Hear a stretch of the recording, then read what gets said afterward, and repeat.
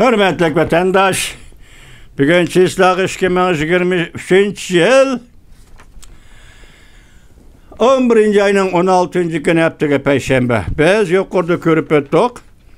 Reis Xi Jinping neme dedi? Amerikaga şerik boluşqa, hemkarlaşqıcı boluşqa tayyorlanıp koyduk. Amerikaga dost boluşqa, Amerikani dost tutuşqa ve yaki Cungo Amerikanın dostu boluşqa tayyorlanıp koyduk. Dedi del hazır Amerika'da ziyarette buluvatkan Cungo Kompartiyası'nın sekreteri ve Cungo'nun reisi Reis Xi Jinping efendi. Şundak dedi. Biz dedi herkes uruş arqılık, mustamlika qilish arqılık, bulang talang qiladigan, mecburlaydigan zamanı bilishning koni yollarda mangmaymiz. 70 yıl. Reis Xi Jinping 70 yıl. Sizden mustamlika Uyg'uristan'a biz mustamlika dedik. Hazır bu sözün yani Uygurlar dedi de rencip kalmang. Reis Xi Jinping. Bu sözün 1950 yıl 2. ayının 14. günü Moskova'da Rusya Cungo yani Cungo Kompartiyası bilen Stalin Rusya Sovetler İttifak oturuşu ötküzülgen söhbette yüz olturup Stalin Mao Zedong'u şundak degen idi. Biz Şinjan'ı yani bugünkü Uyguristan'ı sana yaki Cungo hükümetiga mustamlika qilib berdik. Yallıqıda ikinci bir millet ne? İlgisi yok dedi, setib etti. Asası yok dedi, setib etti. Küçü yok dedi, setib etti. Onun armiyasını Ürümçi kirdiğe yedi Manas deryasına. Boyu da 50 kilometre nerede toxtatkan Stalin 2. ayının 14. günü 1950 yılı Mao Zedong'u şundak dedi. Reis Xi Jinping sizden haberiniz var. Belki burun bunun pekatlı haberiniz yok. Yakından bir Uyguristan meselesi, Uygur meselesi Amerika Qo'shma Shtatlarının ağzığı çıkkandan keyin Amerika Qo'shma Shtatları Devlet Meclisi'de gündelik tertipki ve kanun belgileydiğen kanun layığa belgileydiğen kişilik hukuk doğrusu da muşundak tertip, muşundak jarayonga kirgandan keyin bolsun mu? Reis Xi Jinping efendi hazır Uygur meselesinden haber taptınız. Anlısam bir kino film koygan, video film koygan isimde Çokan Söyrelle oturgu çıktı degen cümleni işiltipsiz Reis Xi Jinping efendi. Ben bugün sizge şunu aytay ki 1941 yılı 1. ayının 1. günüdün başlap Kuomintang armiyasının 100.000 kişilik armiyası Uyguristan'a bana buna tecavüz kılıp kirgen deymiz onu. Lekin şu vaqtada o kirip vilayet dep atalmışlıken Uyguristan'ın demokratik inqilab yani qurolliq inqilabiga qarshi urush qilgan partiya Kuomintang partiyasi, qarshi urush qilgan armiya Kuomintang armiyasi. Mana buni biz tajovuz deymiz. Bunu da tajovuzchilik deymiz. O vaqtda Uyg'urning inqilobi demokratik inqilab jangchilari Kuomintangning armiyasi, Xitoyning millatari Shinsisayning armiyasi, Xitoyning şolar bilen dehşetlik urushga kirib 1 yilga yetmagan vaqt ichida Kuomintangning 100.000 kishilik armiyasini tarmar qilib Shinsisayni quvvati vergini chiqarib etib Uyg'uristanning eli o'lkasida 3-chi qatimliq Cumhuriyetning Uyg'uriston Cumhuriyetining qurilishini e'lon qildi. Bu yerda ishlatgan Sharqi Turkiston degan ism Stalin ishlatgan ismdir. 1. qatimda ishlatgan vaqtimiz Stalin ishlatgan ism, 2. qatim ishlatganim Stalin ishlatgan ism. Chunki xalqaro savdo, xalqaro tavaqqa kirganda Stalin setib etishga o'ng'ay kelsin uchun, o'ng'ay bo'lsin uchun Sharqi Turkiston deb qo'ygan ismdir. Bilamda Yani asasda tahlil qilamiz, so'zlaymiz vatandaşlar. Mana shundaq Rais Xi Jinping Moskvada Stalin Mao Zedongga mustamlika qilib bergan Şinjan. Siz bunu bilib oling. Hozir bu yerda debsizki, biz zamonaviylashning koni yo'lida mangmaymiz. Ya'ni koni kapitalizm yo'lida mangmaymiz deganingizdir. Belki koni kapitalizmning dastlabki bosqichini bosmaymiz. Masalan, Marksning so'zi bilan aytganda, kapitalizm aqargan, sünetlep üstüne kurulgan ijtimoiy iqtisodiy tuzumdur degan Marks gapni siz hozir bu yerda yumshoqlashtirib, mustamlika qilish orqali, bulang-talang qilish orqali zamonaviylashadigan koni yo'lda mangmaymiz. Ya'ni koni mustamlikchilik yo'lida mangmaymiz. Maqi bu ma'no deyli.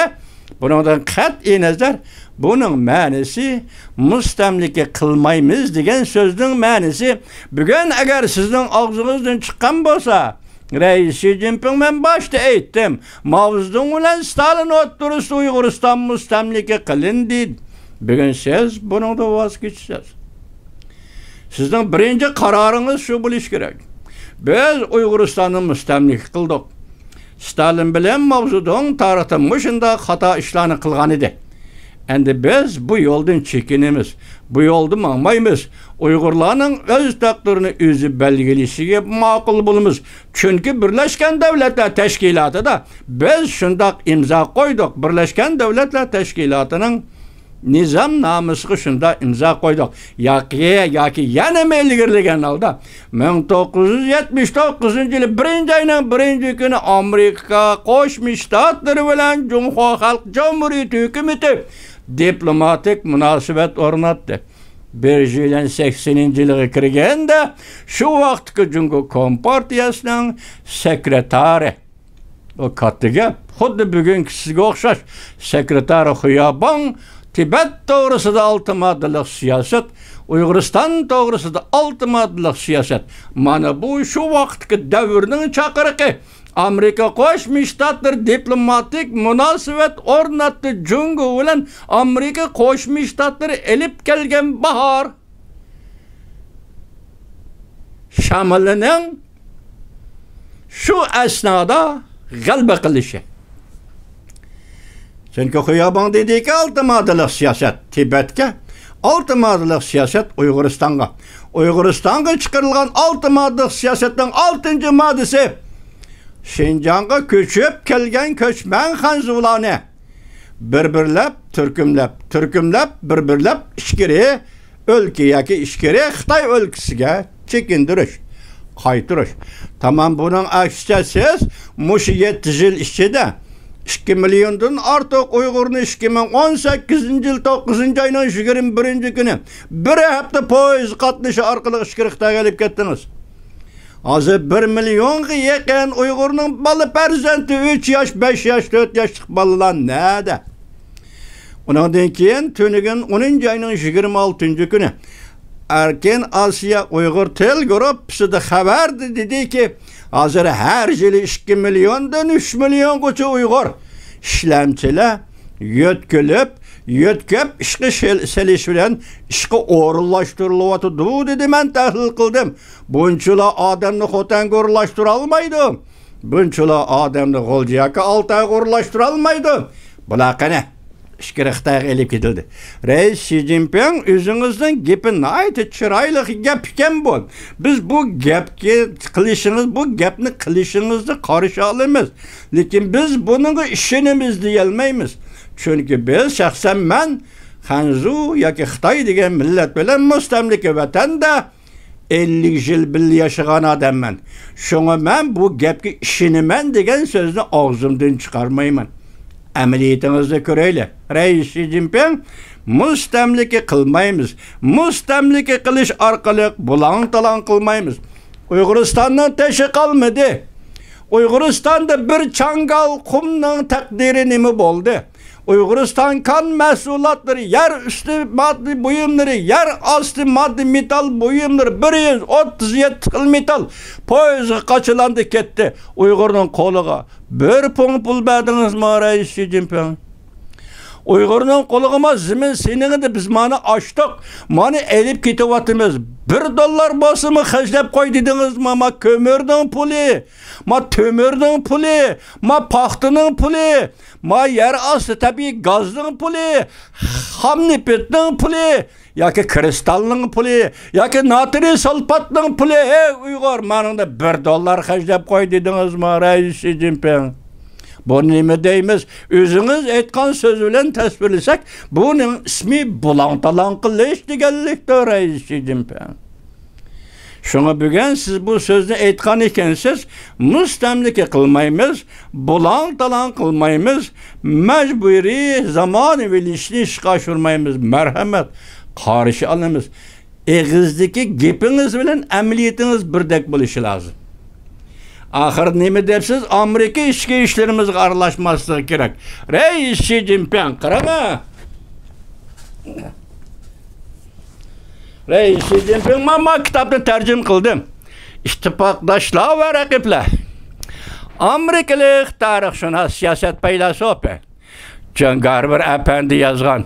Men mush kitobni tarjima qilib Amerikaga qaytib kelib, siyosiy panohlik qilishga majbur bo'ldim.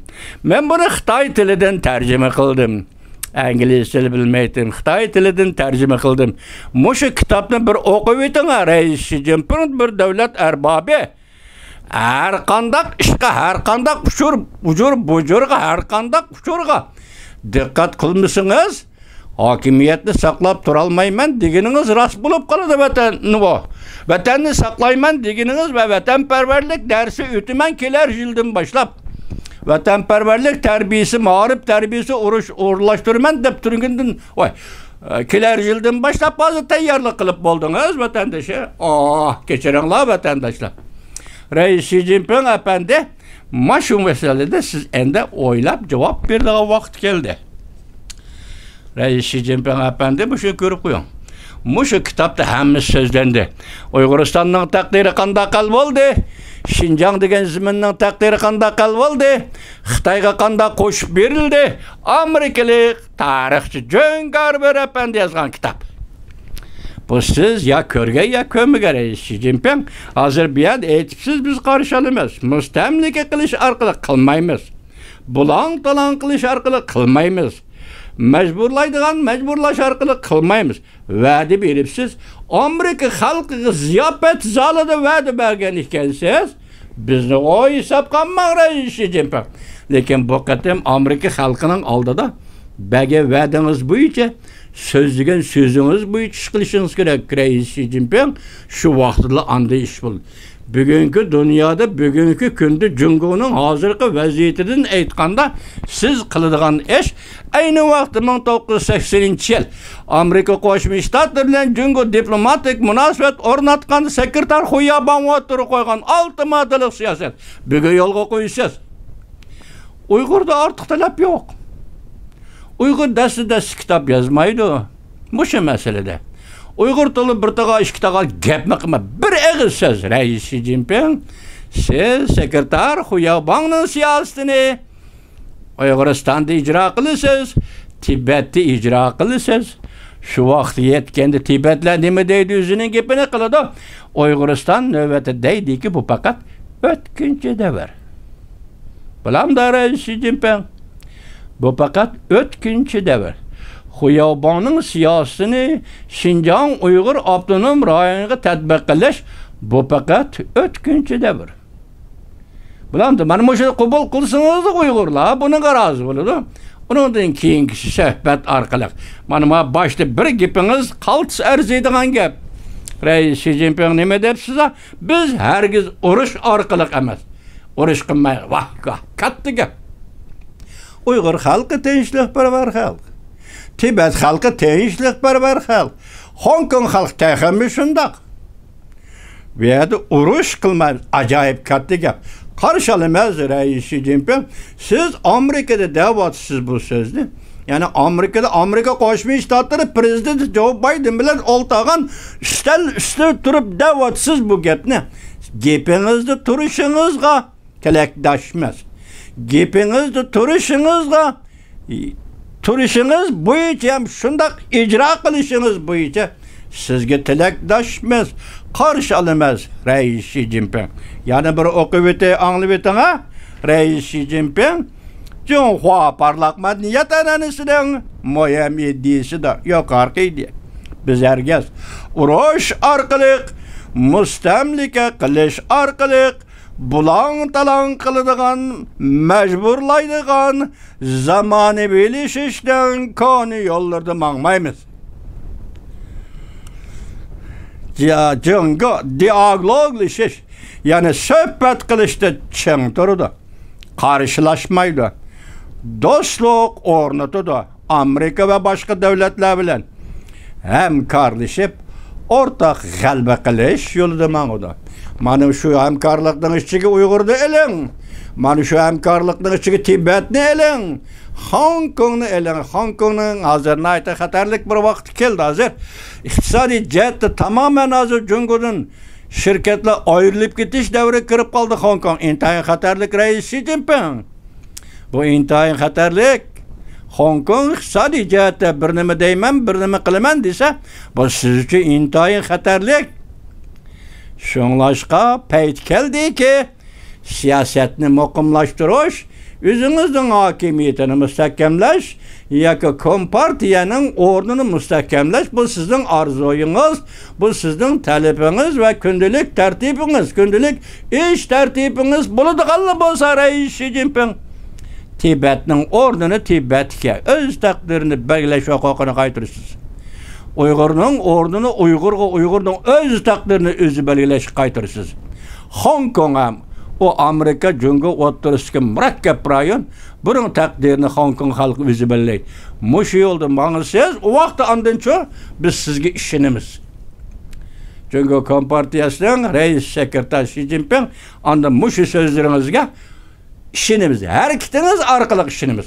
Hazır işinimiz deyip eğizden çıkalmayımız, çıkarmayımız. Çünkü bizden beşimizden, Uygur'un beşiden Hanzu Xitay milletinin gep kılıdığan, levzili turmaydıgan karakteri bizden aldığımızda ispatlanıp bulgan idi. Sekreter ve reis Xi Jinping.